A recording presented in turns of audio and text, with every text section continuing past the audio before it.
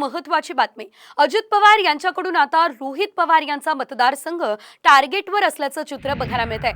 अजित पवार यांचे पुत्र जय पवार यांनी रोहित पवार यांच्या कर्जत जामखेड मतदारसंघाचा दौरा केलाय.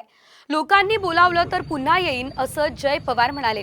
तर अजित पवार यांच्यासाठी काम करणारी एजन्सी कर्जत जामखेडमध्ये चाचपणी करत असल्याचं सूतोवाच रोहित पवार यांनी देखील केलं होतं.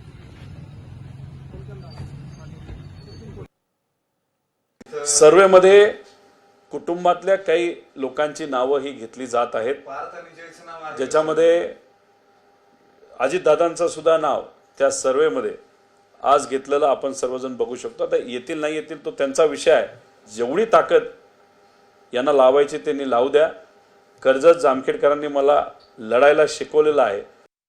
सगळ्याच मित्र पक्षांचे पदाधिकारी सहकारी येत आहेत आणि मी आज सहज भेट द्यायला आलो, सगळ्यांना भेटायला आलो आणि दर्शन घ्यायला आलो.